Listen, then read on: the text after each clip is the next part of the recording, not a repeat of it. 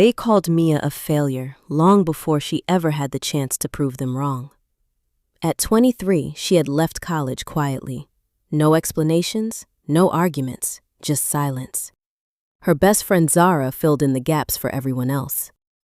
She couldn't handle the pressure, she would say with a soft, sympathetic smile. Miya heard it all. She just never corrected it. Instead, she disappeared into her small apartment. Long nights, endless work, no social life. While everyone moved on, she was building something no one could see. Zara, meanwhile, thrived on attention.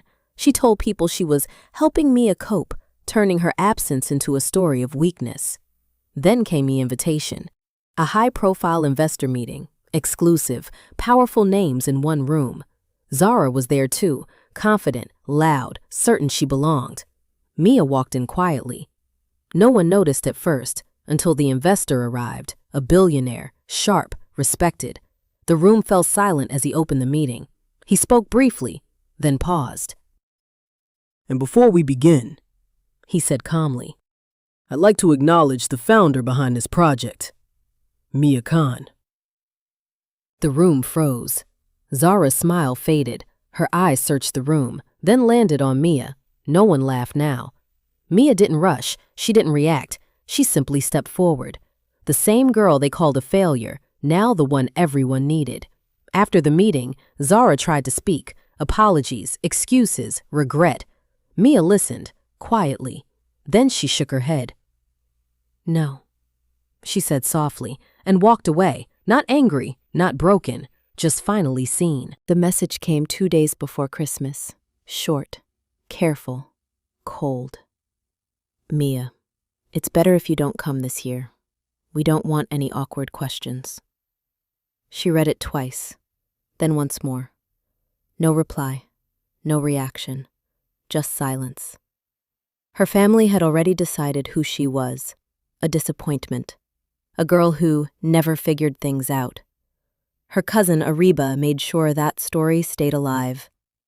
"She's still lost," Ariba would whisper to relatives, smiling like it hurt her to say it. Miya never corrected her. Instead, she stayed away, worked quietly, built something no one asked about. By Christmas Eve, the house was full. Laughter, expensive clothes, perfect conversations. Ariba moved through the room like she owned it. Then the problem came. A major deal falling apart, investors pulling back, panic behind polite smiles. No one knew how to fix it, except the person they had uninvited. The door opened softly. Miya stepped in. No grand entrance, no announcement, just calm presence. Some turned, some whispered. Ariba froze. Before anyone could speak, one of the senior partners stood up suddenly. Relief washed over his face. "You're here," he said, almost breathless. "We've been trying to reach you." The room shifted. Miya walked forward slowly, not rushed, not unsure. Within minutes, she was speaking, clear, precise, controlled. Solutions, strategy, confidence. The same people who once dismissed her, now listening in silence. The deal stabilized, just like that. Afterward, apologies came, soft, broken, late. Miya listened, then simply nodded. "I wasn't invited," she said quietly. "I just came because you needed me." And this time, she left first. Miya learned early how to stay invisible. Family events were never meant for her. Not really. "Don't mention what she's doing," her aunt would whisper. "Just say she's figuring things out." Figuring things out. That's how they described her, like she was a problem waiting to be solved. Her cousin Hira carried that narrative everywhere. "She dropped out," she'd say softly. "It's been hard on her." Miya never argued. She just stopped showing up. Instead, she built something in silence. Long nights, quiet risks, no validation, just work. Months passed, then a year, and then an opportunity. A high-stakes business deal, international investors, millions on the line. Her family was involved through Hira's connections. Everything was going perfectly, until it wasn't. The final negotiation stalled. The investors hesitated. Something was missing, something critical. Panic started to creep in. That's when one of the senior investors made a call. "Bring her in," he said firmly. "She's the only one who can fix this." Confusion spread across the room. "Who?" Hira asked. He looked straight at her. "Miya." Silence. Minutes later, the door opened. Miya walked in, calm, composed, unreadable. No one spoke. The same girl they hid out of embarrassment, now the one holding everything together. She didn't waste time. Her voice was steady, her strategy precise. Within minutes, the room shifted. Doubt turned into attention into respect. The deal moved forward. Afterward, her family tried to speak, regret in their eyes, apologies forming. Miya listened quietly. Then she stepped back. "You didn't need me before," she said softly. "Just the version of me you understood." And this time, she didn't stay. They used to laugh when Miya spoke about her plans. Not loudly, not openly, just enough for her to hear. At dinners, her ideas were brushed aside like background noise. "Let her dream," her brother would joke. "Reality will catch up." Her cousin Sana laughed the most. "She starts things she can't finish," she'd say, smiling across the table. Miya would nod, quiet, controlled. She stopped explaining herself after that. Instead, she worked in silence. Late nights turned into early mornings. Mistakes, failures, lessons no one saw. While they laughed, she kept building. Months passed, then years. The same table filled again one evening. Same faces, same comfort, same assumptions. But this time, something was different. A major business discussion had taken over dinner. Sana was involved, confident, leading the conversation. An important partnership was at risk. Numbers didn't add up. Strategy felt weak. The room shifted from laughter to tension. That's when one of the guests leaned forward. "We already have someone who solved this model," he said calmly. Curiosity spread across the table. "Who?" Sana asked. He glanced toward the end of the table. "Miya." Silence. No laughter this time. Miya didn't react immediately. She simply placed her glass down and spoke. Clear, precise, certain.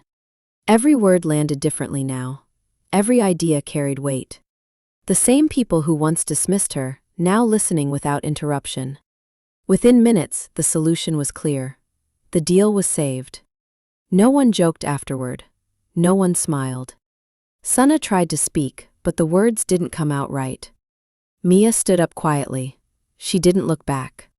Because this time, silence belonged to them. Miya was easy to ignore. That's what they decided early on. At family gatherings, she sat quietly at the edge of conversations. No one asked her opinion. No one waited for her to speak. "She's not really doing anything," her uncle once said, not even lowering his voice.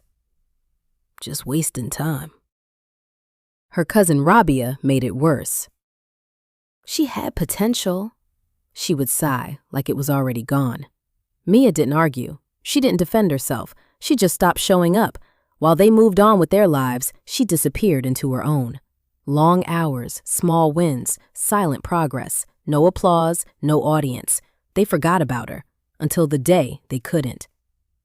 A major partnership had brought everyone together again. Big names, big money, careful smiles. Rabia stood confidently in the center, leading the deal. Everything was in place, except one final approval. The room grew tense. Then the door opened. Miya walked in.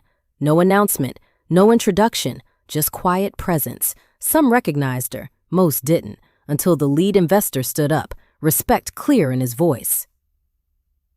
"We've been waiting for you," he said. The room shifted instantly. Rabia's expression froze, confusion, then realization. Miya stepped forward, calm as ever, the same girl they once dismissed, now the one holding authority. She spoke briefly, clearly. Every word carried weight, no hesitation, no doubt. The decision was made within minutes. The deal moved forward because of her. Afterward, Rabia tried to approach, apologies forming, regret visible. Miya listened for a moment, then she shook her head slightly. "You already decided who I was," she said quietly. And without waiting, she walked away, stronger than they ever imagined. They didn't just ignore Miya. They erased her. Family photos were updated without her, stories retold without mentioning her name. It was as if she had quietly disappeared and no one questioned it. She chose her path, her older sister Layla would say. A clean sentence, easy, final. But that wasn't the truth. Miya hadn't left. She had been pushed out, slowly, politely, completely. She stopped reaching out after that. No calls, no visits, no explanations. Instead, she built something in silence.